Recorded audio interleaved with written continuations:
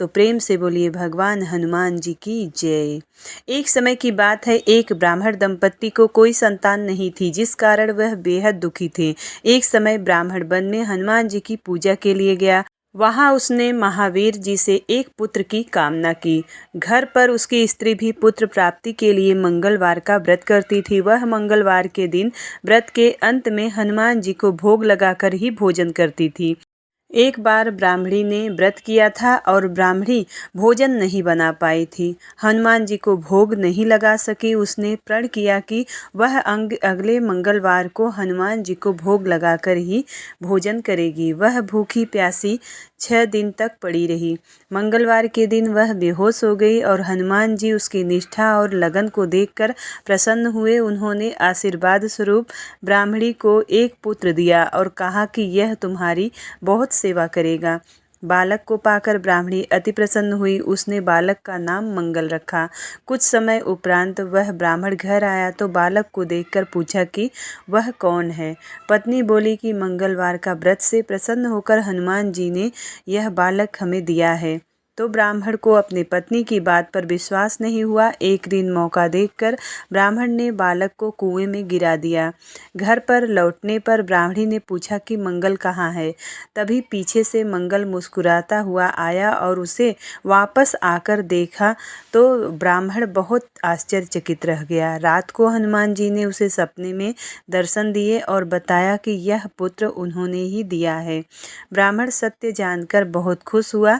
इसके बाद ब्राह्मण दंपत्ति प्रत्येक मंगलवार को व्रत रखने लगे। जो मनुष्य मंगलवार का व्रत कथा को पढ़ता और सुनता है, नियम से व्रत रखता है, उसे हनुमान जी की कृपा से सब कष्ट दूर होकर सर्व सुख प्राप्त होता है।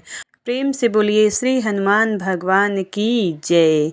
यह सच्ची घटना है जो नेपाल की एक छोटे से गांव की है, जहां पर दुष्यंत नाम का एक चरवाहा रहता था। दुष्यंत काफ़ी धार्मिक व्यक्ति था।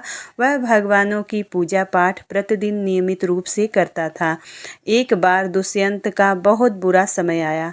इस दौरान दुष्यंत की तबीयत काफ़ी खराब होने लगी, जिसके चलते उसके पास इतना इलाज कराने के लिए पैसा भी नहीं था कि वह इलाज करा सके। वह दिन रात हनुमान जी का नाम जपता रहता था। उसके घर वाले भी दुष्यंत के स्वास्थ्य के लिए दिन रात प्रार्थना करते थे। एक बार दुष्यंत की तबीयत ज़्यादा खराब हो गई, जिसकी वजह से उसके घर वालों ने उसे अस्पताल में भर्ती करवा दिया। फिर डॉक्टर्स ने बताया कि दुष्यंत कैंसर का मरीज है, इसके पास ज़्यादा समय नहीं है, इसको बचाना मुश्किल है। फिर घर वालों ने दुष्यंत को कुछ भी ना बताकर दूसरे अस्पताल में ले गए। वहाँ भी दुष्यंत को लेकर डॉक्टर्स ने यही बताया। धीरे धीरे दुष्यंत की हालत बेहद ख़राब होती जा रही थी। हालत ये हो गए थे कि दुष्यंत को सांस लेने में दिक्कत होने लगी। दुष्यंत ने बजरंगबली का नाम लिया और विनती की कि हे प्रभु, मुझे इस धरती से उठाने से पहले आप अपने दर्शन दो। मैं जानता हूँ कि मैं बच नहीं पाऊंगा। तभी वहाँ पर हनुमान जी प्रकट हुए और बोले, बेटा, तूने आज तक मुझसे पूजा पाठ करते समय कभी कुछ नहीं मांगा।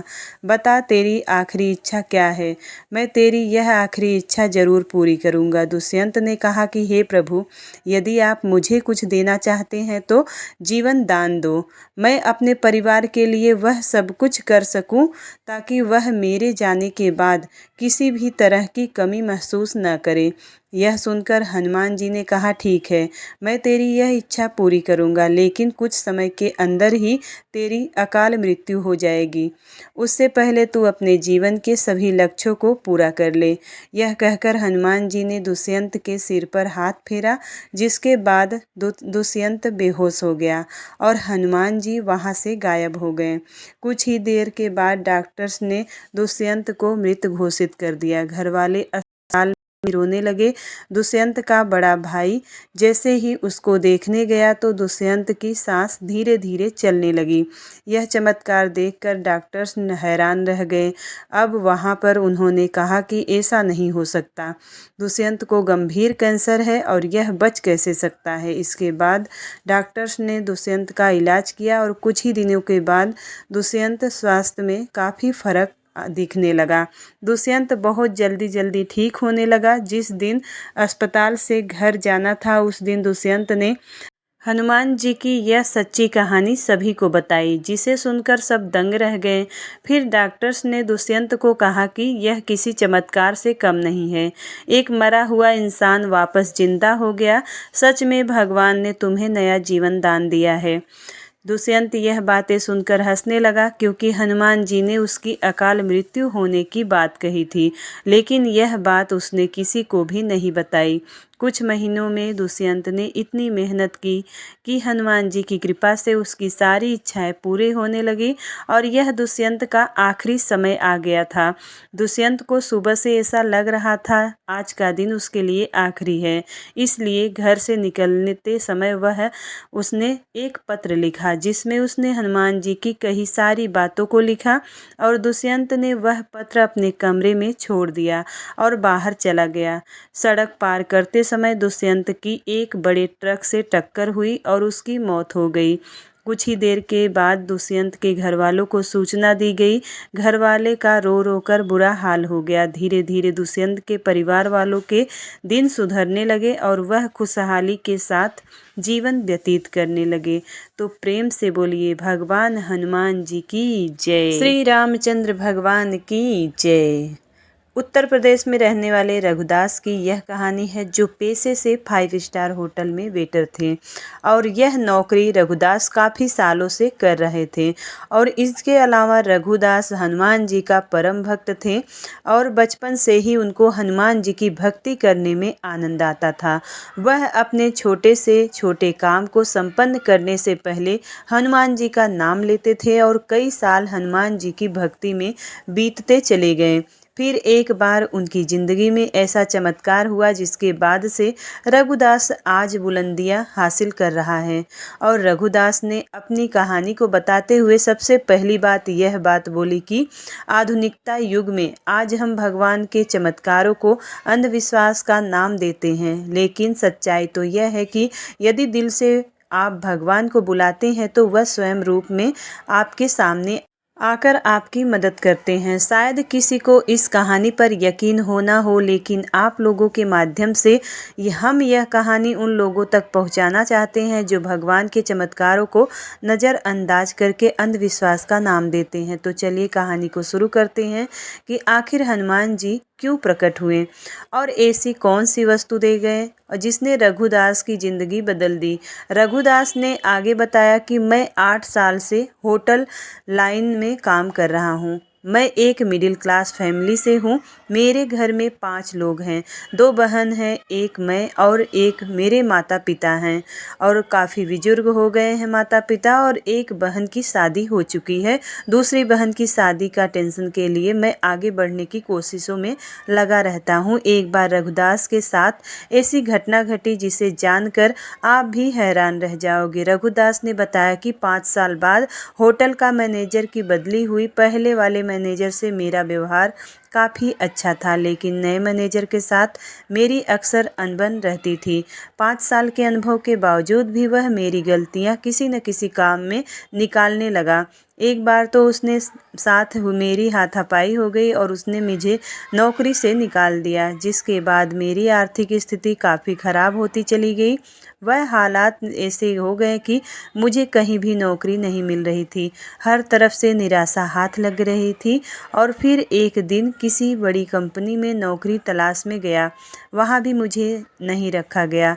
अब उस दिन मैं काफ़ी हताश होकर हनुमान जी के मंदिर में जाकर अंदर ही अंदर रोने लगा, जिसके कुछ देर बाद ही वहाँ पर मुझे हनुमान जी ने स्वयं रूप में दिखे और यह देखकर पहले तो मुझे ऐसा लगा कि यह कोई इंसान है जो हनुमान जी के वस्त्र पहनकर मेरे साथ बैठ गए हैं, लेकिन उनके चेहरे की चमक बता रही थी कि वह साधारण इंसान नहीं बल्कि भगवान हैं। इसके बाद हनुमान जी ने मुझसे पूछा कि बेटा क्यों इतना हताश हो। मैं जानता हूँ कि तेरे पास ना नौकरी है ना पैसा है, लेकिन विश्वास तो है जो तूने मुझ पर बना रखा है। हनुमान जी की यह सब बातें सुनकर रघुदास उनके पैरों पर अपना माथा टेक कर रोने लगा। भगवान मेरा उद्धार करो, मैं इस समय काफ़ी दुखी और परेशान हूँ। यह सुनकर हनुमान जी ने एक चमकते वाला पत्थर रघुदास को दिया और कहा कि बेटा इसे तुझे अपने पास रखना है तब तक जब तक तू इस धरती पर है। जिस दिन तू यहाँ नहीं रहेगा यह पत्थर खुद पे खुद गायब हो जाएगा, इसलिए इसको हमेशा संभाल कर अपने पास रखना। हनुमान जी की ये सब बातें सुनकर रघुदास को हैरानी हुई और उनसे पूछा कि हनुमान जी, क्या सच में मेरी सारी परेशानियां दूर हो जाएंगी? इसके बाद हनुमान जी मुस्कुराए और बोले कि बेटा, अब तेरी जिंदगी में बहुत बड़ा चमत्कार होने वाला है। इसके बाद रघुदास जैसे ही हनुमान जी के चरणों को स्पर्श करने को नीचे झुका, वैसे ही अचानक से हनुमान जी गायब हो गए। यह देखकर रघुदास चौंक गए और उस चमत्कारी पत्थर को लेकर घर चले गए। फिर घर पहुंचकर सामंत से सारी बातें अपने घरवाली को बताई, लेकिन किसी ने भी रघुदास की बात पर यकीन नहीं किया और हंसने लगे। इसके बाद रघुदास ने अपने कमरे में पत्थर को मंदिर के अंदर रखा और अगली ही सुबह रघुदास भगवानों को पूजा के साथ उस पत्थर की भी पूजने लगा और फिर नौकरी की तलाश में चला गया। अचानक ही रघुदास का एक पुराना दोस्त मिला जो कि एक होटल में काम करता था। उसने रघुदास की नौकरी की बात की और अपने होटल में ही की। वहाँ पर इंटरव्यू देने के बाद उसकी नौकरी लग गई और आज रघुदास का खुद का होटल है। एक मामूली सा वेटर आज होटल का मालिक है। इसके पीछे की वजह सिर्फ और सिर्फ हनुमान जी की कृपा है। आज रघुदास खुशहाल जीवन बिता रहा है जिनको शब्दों में बयां नहीं कर पाता। तो प्रेम से बोलिए भगवान हनुमान जी की जय। प्रेम से बोलिए पवन सुत हनुमान की जय। उत्तर रामायण के अनुसार अश्वमेघ यज्ञ पूर्ण होने के पश्चात भगवान श्री राम ने बड़ी सभा का आयोजन कर सभी देवताओं, ऋषि मुनियों, किन्नरों, यक्षों व राजाओं आदि को उस सभा में आए नारद मुनि के भड़कावे पर एक राजन ने भरी सभा में ऋषि विश्वामित्र को छोड़कर सभी को प्रणाम किया और ऋषि विश्वामित्र गुस्से से भर उठे। उन्होंने भगवान श्री राम से कहा कि अगर सूर्यास्त से पूर्व श्री राम ने उस राजा को मृत्यु दंड नहीं दिया तो वो राम को श्राप दे देंगे।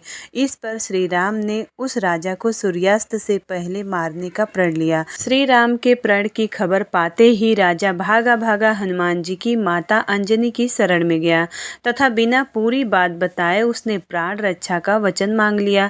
तब माता अंजनी ने हनुमान जी को राजन की प्राण रक्षा का आदेश दिया। हनुमान जी ने श्री राम की शपथ लेकर कहा कि कोई भी राजन का बाल भी बांका नहीं कर पाएगा, परंतु जब राजन ने बताया कि भगवान श्री राम ने ही उसका वध करने का प्रण किया है तो हनुमान जी धर्म संकट में पड़ गए कि राजन के प्राण कैसे बचाएं और माता का दिया हुआ वचन कैसे पूरा करें तथा भगवान श्री राम को श्राप से कैसे बचाएं। धर्म संकट में फंसे हनुमान जी को एक योजना सूझी। हनुमान जी ने राजन से सरयू नदी के तट पर जाकर राम नाम जपने के लिए कहा। हनुमान जी खुद सूक्ष्म रूप में राजन के पीछे छिप गए। जब राजन को खोजते हुए श्री राम सरयू तट पर पहुंचे तो उन्होंने देखा कि राजन राम नाम जप रहा है। प्रभु श्री राम ने सोचा ये तो भक्त है, मैं भक्त के प्राण कैसे ले लूं। श्री राम ने राज भवन लौटकर ऋषि विश्वामित्र से अपनी दुविधा कही। विश्वामित्र अपनी बात पर अडिग रहे और जिस समय पर श्री राम को फिर से राजन के प्राण लेने हेतु सरयू तट पर लौटना पड़ा। अब श्री राम के समक्ष भी धर्म संकट खड़ा हो गया कि कैसे वो राम नाम जप रहे अपने ही भक्त का वध करे। राम सोच रहे थे कि हनुमान जी को उनके साथ होना चाहिए था, परंतु हनुमान जी तो अपने ही आराध्य के विरुद्ध सूक्ष्म रूप में एक धर्म युद्ध का संचालन कर रहे थे।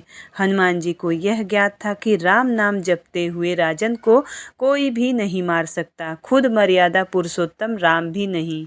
श्री राम ने सरयू तट से लौटकर राजन को मारने हेतु जब शक्ति बाण निकाला तब हनुमान जी के कहने पर राजन राम राम जपने लगा। राम जानते थे कि राम नाम जपने वाले पर शक्ति बाण असर नहीं करता। वो असहाय होकर राजभवन लौट गए। विश्वामित्र उन्हें लौटा देखकर श्राप देने को उतारू हो गए और राम को फिर सरयू तट पर जाना पड़ा। इस बार राजा हनुमान जी के इशारे पर जय जय सिया राम, जय जय हनुमान गा रहा था। प्रभु श्री राम ने सोचा कि मेरे नाम के साथ साथ ये राजन शक्ति और भक्ति की जय बोल रहा है, ऐसे में कोई अस्त्र शस्त्र इसे मार नहीं सकता। इस संकट को देखकर श्री राम मूर्छित हो गए। तब ऋषि वशिष्ठ ने ऋषि विश्वामित्र को सलाह दी कि राम को इस तरह संकट में न डालें। उन्होंने कहा कि श्री राम चाहकर भी राम नाम जपने वाले को नहीं मार सकते, क्योंकि जो बल राम के नाम में है और खुद राम में नहीं है। संकट बढ़ता देखकर ऋषि विश्वामित्र ने राम को श्राप से मुक्त कर दिया। मामला संभलते देखकर राजा के पीछे छिपे हनुमान वापस अपने रूप में आ गए और श्री राम के चरणों में आ गिरे। तब प्रभु श्री राम ने कहा कि हनुमान जी, इस प्रसंग में सिद्ध कर दिया है कि भक्ति और शक्ति सदैव आराध्य की ताकत बनती हैं तथा सच्चा भक्त सदैव भगवान से भी बड़ा रहता है। इस प्रकार हनुमान जी ने राम नाम के सहारे श्री राम को भी हरा दिया।